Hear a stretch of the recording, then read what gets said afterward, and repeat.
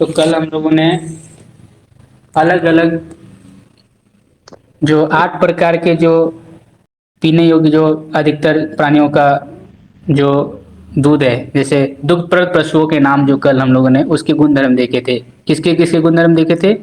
गाय का, भैंस का, बकरी का, भेड़ का, हाथी, घोड़ा, गधा, ऊंट और मनुष्य।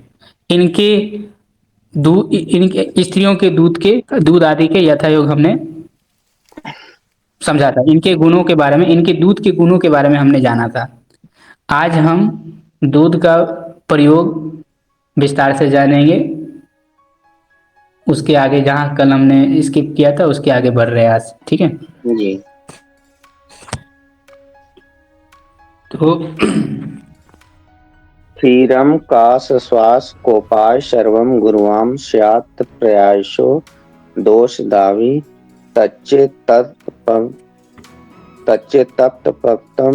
वर्तितं पथ्यमुक्तं नारी क्षीरं त्वामेवां यज्ञम्। सभी का जो कच्चा दूध है, कच्चा दूध जो है खांसी को और श्वास को बढ़ाने वाला होता है, पचने में भारी होता है और त्रिदोष प्रकोपक होता है। वात, पित्त, कफ तीनों रोगों को, वात, पित्त, कफ से संबंधित रोगों को उत्पन्न करता है। इसलिए दूध को कच्चा नहीं पीना होता है, बहुत हानिकारक है। इसलिए दूध को हमें उबाल करके पीना चाहिए। उबाला हुआ दूध पथ्य है, सेवन करना होता है, कर सकते हैं। इसमें एक अपवाद है, सभी का कच्चा दूध हानिकारक है, लेकिन स्त्रियों का दूध जो है कच्चा ही रोगों को नष्ट करता है, ठीक है? स्त्री के दूध के अलावा जितने भी दूध है वो सब कच्चा हानिकारक है। आगे पढ़िए। उक्तं गव्यादिकं दुग्धं धारोष्णममृतोपमं सर्वामयहर पथ्यं चिरस्थं सुदोषदम्। जी, तो धारोष्ण दूध जो है ना, गाय और भैंस आदि का जो धारोष्ण दूध है वो अमृत के समान लाभकारी है और ये सभी रोगों को दूर करने वाला है, सभी रोगों में लाभकारी है और पथ्य है। लेकिन अधिक देर तक रखने पर ये दोषकारक हो जाता है, अधिक देर तक रखेंगे तो हानिकारक है। गाय का धारोष्ण दूध गर्मा गर्म, एक्चुअल में इसके पीछे का थोड़ा हम समझने का प्रयास करते ये कहना क्या चाह रहा है।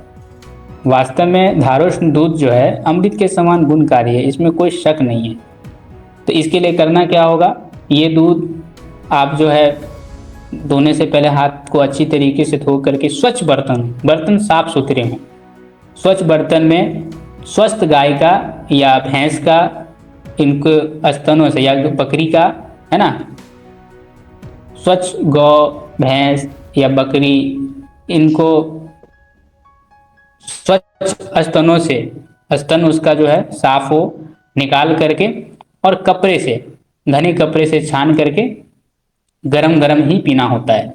गरम गरम, जब दूध आप उबालते हैं तो उस समय गर्मा गर्म नेचुरल रहता है ना, जब ठंडा हो जाएगा तब नहीं, गर्मा गर्म धारो इसी दूध ही पीना है छान करके। ये बात समझ में आ रही है अवनी जी?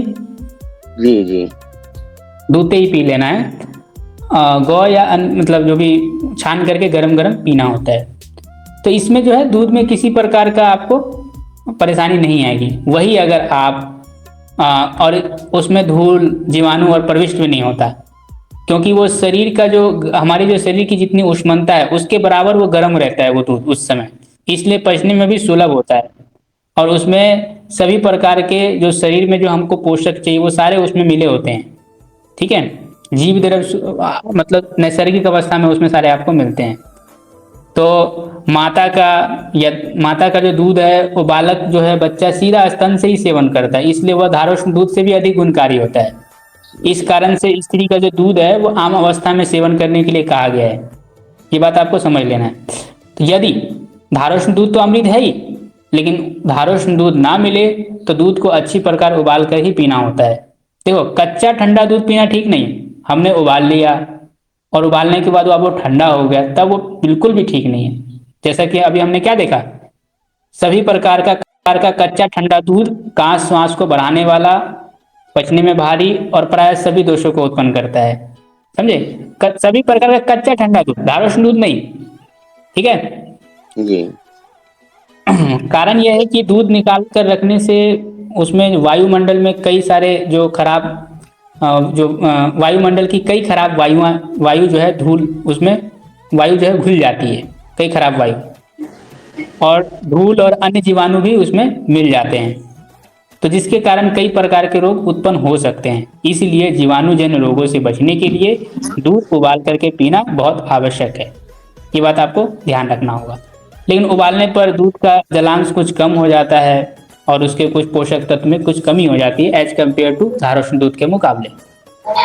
इसमें आपको ध्यान रखना है। तो गाय, भैंस आदि के धारोष्ण दूध अमृत के समान कहा गया है और ये सभी रोगों को दूर करने वाला और पथ्य है, किंतु अधिक देर तक जब हम रखेंगे तो ठंडा हो जाएगा और वो दोषकारक हो जाता है। ठीक है, आगे बढ़िए। जी के के यापे के यायविक पथ्यतम शीतोष्ण क्षीरम त्वजानाम श्रित शीतमाहु दोहांत शीतम महिषी पयश्च गव्यम तु धारोष्ण मिदम प्रशस्तम। जी, कुछ लोग ऐसा भी बोलते हैं कि भेड़ का दूध गर्मा गर्म पीना ज्यादा लाभकारी है। भेड़ के दूध को उबाल कर गर्मा गर्म ही पीने से श्रेष्ठ गुण उसमें मिलेगा, मतलब उत्तम माना गया है। बकरी का दूध उबाल करके ठंडा किया हुआ पीना पथ्य है, अच्छा माना जाता है। और भैंस का दूध धाराशीत अर्थात दूहने के बाद जब वो स्वाभाविक ठंडा हो जाए तब वो पीना पथ्य होता है। और गाय का धारोष्ण दूध उत्तम होता है। हालांकि गाय हो या भैंस हो, धारोष्ण दूध अमृत है, लेकिन एक अलग से बात कह दी स्पष्ट रूप से कि भैंस का दूध धोने के बाद जब वो ठंडा हो जाए नॉर्मल स्वाभाविक, तो वो धोने के बाद शीतल होने पर भैंस का दूध पथ्य होता है और गाय का धारोष्ण दूध उत्तम होता है। ये स्पष्ट रूप से यहाँ पे बता दिया गया है। चलिए आगे पढ़िए। अवनीश जी पढ़िए। जी जी। वृष्यम बृहण करम पूर्वान पीतम पयो मध्याह्ने बलदायकम कफहरम कृच्छस्य विच्छेदकम बाल्ये वहितकरम ततो बाल्यकरम वीर्यप्रदम वार्धके रात्रौ क्षीर मनेक दोष शमनम सेव्यम ततः सर्वदा। जी, तो सुबह में दूध पिया, पूर्वाह्न 12 बजे से पहले यानी मॉर्निंग मान लीजिए, तो सुबह में पिया गया दूध वीरवर्धक है, मांसवर्धक है और अग्निवर्धक है। मध्याह्न दोपहर में पिया गया दूध बलदायक है, कफ को दूर करने वाला है और मूत्रकृच्छ जो यूटीआई से संबंधित समस्या है उसको दूर करने वाला है। ठीक है। और बाल अवस्था में फिर यहाँ पे डाल दिया, बाल अवस्था में दूध पीने से बल बढ़ता है, युवा अवस्था में दूध पीने से बल कारक है, बल की वृद्धि होती है बाल अवस्था में, और युवा अवस्था में दूध पीने से बल कारक है, और वृद्धा अवस्था में दूध जो है वीर को बढ़ाता है।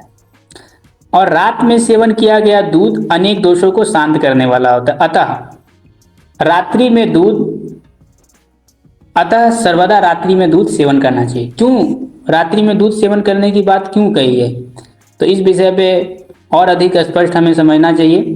तो इसके लिए आपको जो है मैं लेके चलूंगा आयुर्वेद महादोधी में, इसमें पढ़िए।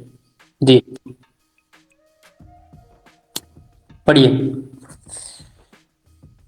उक्ता ये बहुत तीव्र चंड विदला ये चाम्ल तिक्ता रसा रुक्षा क्षार विदा शोषण करा ये चातीता प्रदाह काषायाः कटु तीक्ष्ण दुर्जरतरा संसेविता ये हिता तत्सर्वं परिपाकमेति तरसा दुग्धे निशा सेविते।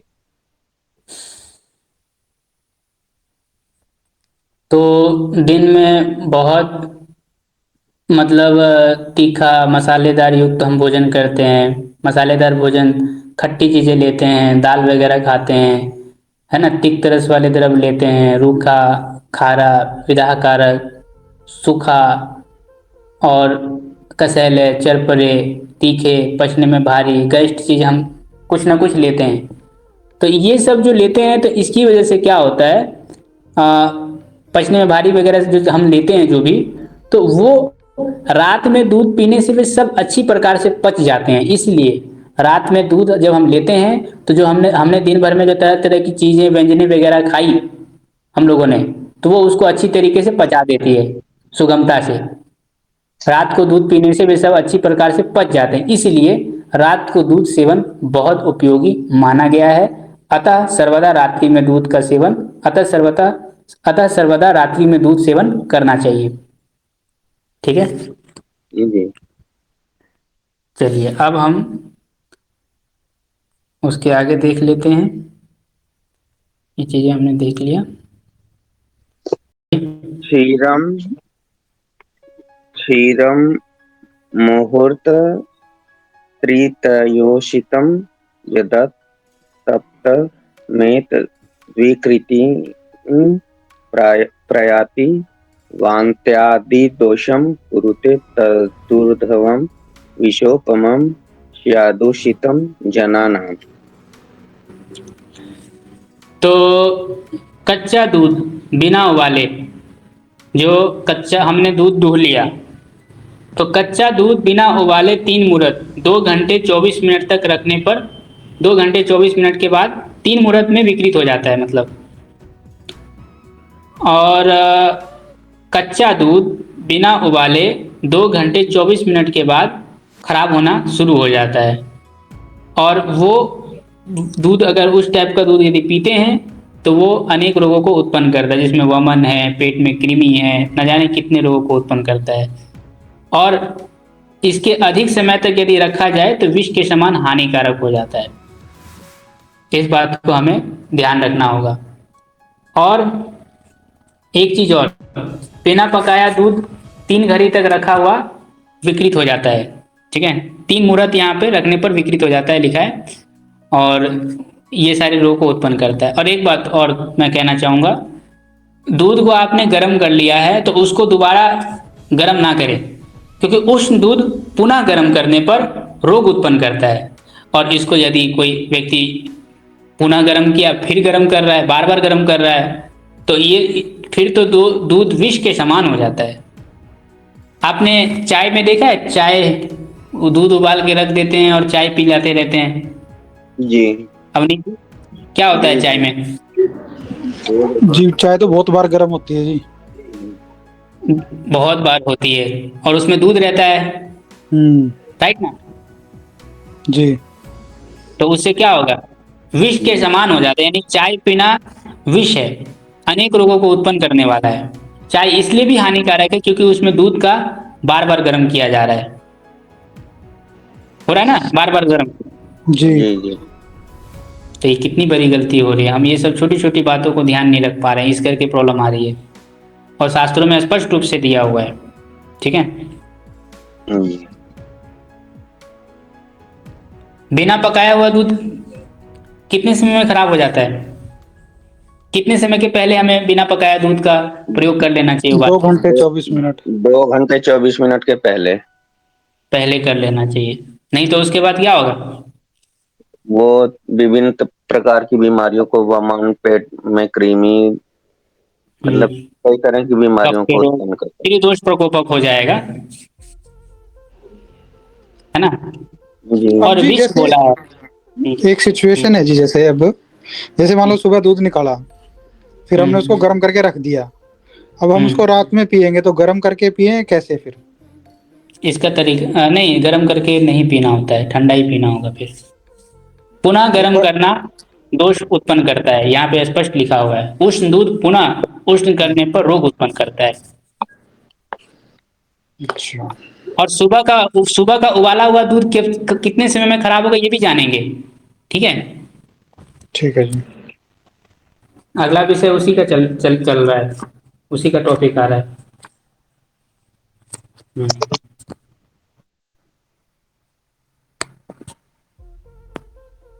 ये तो रहा कच्चा दूध, इतने समय में खराब होता है।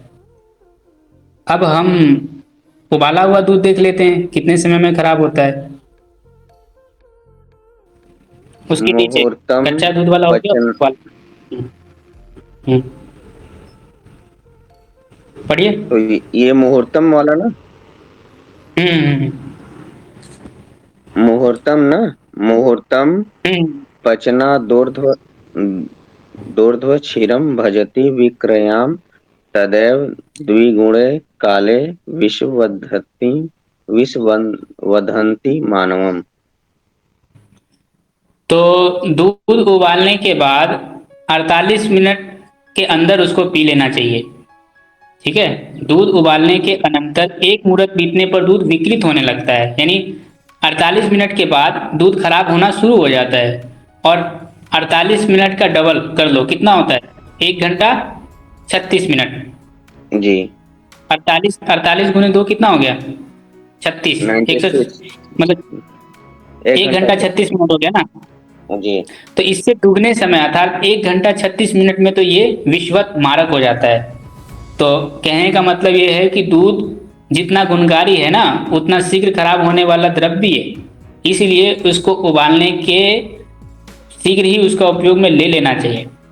गांव में बहुत, इसलिए लोग पुराने समय में क्या करते थे गांव में लोग, कि मिट्टी की हांडी रहती थी, उसके अंदर दूध डाल करके और गोबर के कंडे में, गाय के गोबर के कंडे के नीचे धीमी आंच पे रहती थी, है ना। तो मिट्टी के पात्र में कंडों की मंद अग्नि पर रख दिया जाता था, तो शाम तक इससे अच्छी मलाई आ जाती थी और खराब भी नहीं होता था उससे। जी तो यदि कोई मतलब चाहता है कि सुबह का दूध शाम तक रखना हो, सुबह का दूध यदि शाम तक रखना हो, तो गांव में जो प्रचलित विधि है कि मिट्टी के बर्तन में रख के कंडों की मंद अग्नि पर मतलब नीचे रख के रखा जाता था, इससे दूध खराब नहीं होता था। समझ गए? जी जी। तो क्या इस बात का नियम फॉलो किया जा रहा है? नहीं नहीं बिल्कुल नहीं। कब पी रहे हैं, कौन सा दूध पी रहे हैं, कितना, सुबह का दूध शाम में पी रहे हैं। और फिर हम कहते हैं कि दूध से घुटना प्रॉब्लम हो गया, कमर दर्द हो गया, दूध से डायबिटीज हो गया, तो फलाना हो गया। क्यों हो गया? ये आपने एकांगी पक्ष को देखा, दूध का आपने विधि पूर्वक प्रयोग नहीं किया, विकृत दूध का आप यूज कर रहे हैं और आप कह रहे हैं कि भैंस का दूध ये कर रहा है वो कर रहा है, करेगा ही ना। जी जी क्या इन बातों का आपने ध्यान रखा दूध पीते समय? नहीं नहीं नहीं। तो इस बातों का ध्यान रखना बहुत जरूरी है।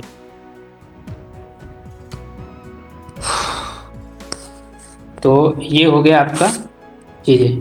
कुछ लोग ऐसे भी होते हैं कि बोलते हैं वैद जी, दूध ना मुझे अनुकूल नहीं आ रहा है, दूध सूट नहीं कर रहा है, दूध पीते ही मेरे को गैस बनने लगता है, पेट फूलने लगता है ना। तो ऐसे में क्या करें? तो दूध अनुकूल जिनको नहीं होता है उनके लिए अब आगे कह रहे हैं, आगे पढ़िए उसके आगे। ये शाम न सात्मयम क्षीरेण पीतम चाधमान कारकम तेषां मर्धजले दत्त्वा नागरम पिप्पलीयुतम आवर्तयेत क्षीरशेषम तत् पीत्वा सुखमेधते। जी। तो जिन्हें दूध अनुकूल नहीं है और जिसको पीने पर अफारा होता है, गैस बनती है, पेट फूलता है, तो उसको ये चाहिए कि वो दूध में आधा भाग पानी मिला लें। जैसे मान लीजिए 1 पाव दूध है तो 1 पाव का आधा पानी कितना हो गया? 125 ml। और उसमें पानी मिला ले और उसमें सौंठ और पिपली, तो सौंठ और पिपली उसमें मिला ले, मतलब 2 ग्राम सौंठ 1 ग्राम पिपली मिला ले अच्छी तरीके से, और उसको तब तक उबाले, या 2-2 ग्राम सौंठ पिपली मिला के उसको तब तक उबाले जब तक दूध भर शेष न रह जाए। सौंठ का चूर्ण पिपली का चूर्ण 2-2 ग्राम मिला करके जब तक दूध उबाले, जब तक पानी ना उड़ जाए। ठीक है, और उसके बाद पानी उड़ गया, दूध शेष रह गया, तो इस दूध को पिलाएंगे। तो इससे जो है अफारा और जो गैस की जो शिकायत करते हैं, जो अनुकूल नहीं आ रहा है, तो उसको दूध कष्ट नहीं देगा और सुखपूर्वक पच भी जाएगा। ठीक है, सौंठ पिपली अपने मात्रा के हिसाब से, पाचन के हिसाब से, अनुकूलता के हिसाब से आप देख लीजिएगा। ठीक है, जी कोई दिक्कत नहीं। तो ये बातें कह दी गई। अब कुछ ऐसी बातें हैं जो आप लोगों को जाननी और ज़रूरी है। भैंस के दूध के बारे में क्या आप जानते हैं कि भैंस का दूध जो है आप नित्य प्रयोग कर सकते हैं, लेकिन उसका तरीका आपको जानना होगा, तब ऐसे नहीं। भैंस का दूध पीना कैसे है ये आप जान लीजिए। तो इसका मैं फोटो खींच के पढ़िए। स्निग्धम शीतम गुरु क्षीरम सर्वकालम न सेवयेत दीप्ताग्नि कुरुदे मंदम मंदाग्नि नष्टमेव च नित्यम तीव्राग्नि न सेव्यम सुपर्कम माहिषम पयः पुष्णन्ति धातवः सर्वे बल पुष्टि विवर्धनम। अब यहाँ पर जो है स्निग्ध शीतल और भारी दूध हमेशा नहीं पीना चाहिए। तो स्निग्ध शीतल और भारी दूध किसका होता है बता सकते हैं? भैंस का। भैंस का। तो यहाँ पर ठंडा भी है, ठंडा भी हो गया है, प्लस भारी भी है और स्निग्ध भी है, तो उसको रोज नहीं पीना होता है जी, क्योंकि स्निग्ध शीतल और भारी दूध जो है आपके जठराग्नि को मंद करेगा। आपकी अग्नि अच्छी है तो आपकी अग्नि को कमजोर करेगा, और यदि आपकी अग्नि मंद है तो और भी ज्यादा आपको मतलब मंद कर देगा। तो अगर हमें भैंस का दूध रोज पीना है तो आप तेज आग पर पकाइए उसको बढ़िया से, पानी डाल करके दूध में चौथाई पानी डाल के, पता है ना मतलब दूध पीने का तरीका, वो आगे हम देखेंगे। तो प्रतिदिन तेज आग से पकाया भैंस का दूध सेवन करना चाहिए तेज आंच पे, और गर्मा गर्म हो तो और ज्यादा अच्छा है। ये दूध सभी धातुओं को पुष्ट करता है और बल और पुष्टि को बढ़ाता है। भैंस का दूध पीना है तो क्या करना पड़ेगा? तेज आंच पे गरम करके पीना है। तेज आंच पे गरम करके पीना, और कितने देर के अंदर पीना है? 2 घंटे 24 मिनट के अंदर। नहीं, 48 मिनट में। 48 मिनट 48 मिनट में पीना है। कितने मिनट में पीना है? 48 मिनट। 48 मिनट के अंदर, नहीं तो उसके बाद क्या होगा, दूध खराब होना चालू हो जाता है। और ये दूध जो है अगर हम पीते हैं तो सभी धातुओं को पुष्ट करता है, बल बढ़ाता है और शरीर को पुष्ट करता है। जिसके शरीर में रूखापन है, ड्राइनेस है, कमजोरी जिसको बहुत है, उनमें बहुत ही अद्भुत चीज है ये। ठीक है, समझ में आ गया? अब यहाँ पर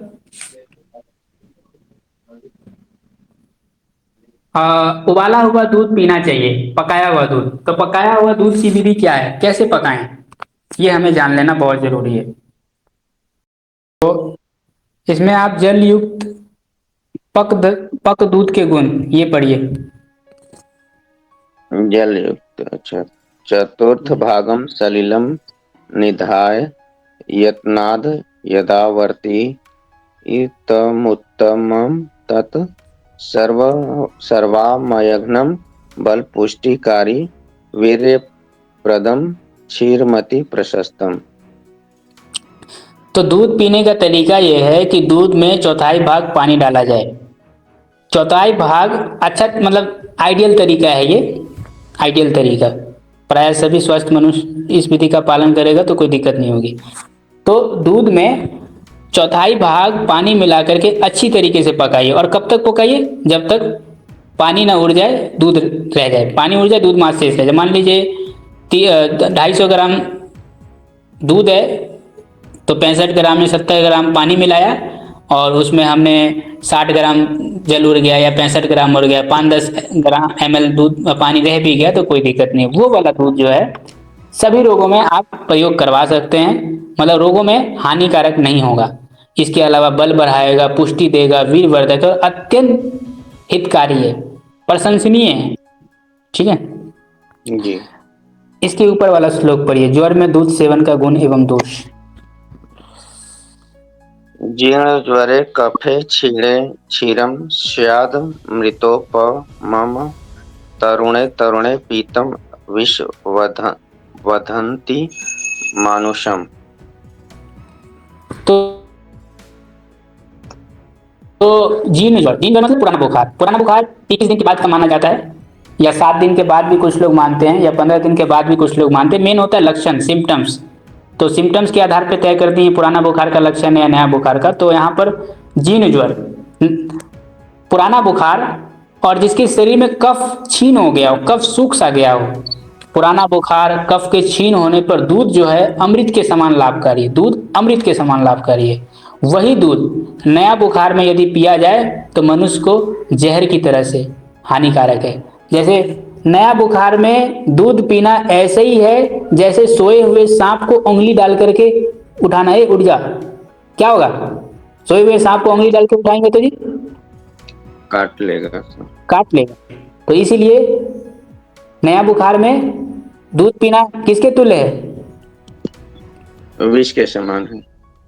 विष के समान है और हानिकारक है और बहुत नुकसानदायक है, ये बात जान लेना है। तो आज हम लोगों ने दूध के विषय में चर्चा की, समझ मतलब ये सब बातों का हमने ध्यान रखा।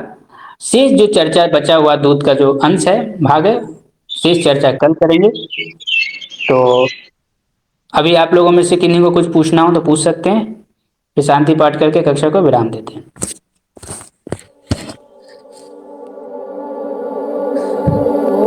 ठीक है, ठीक है।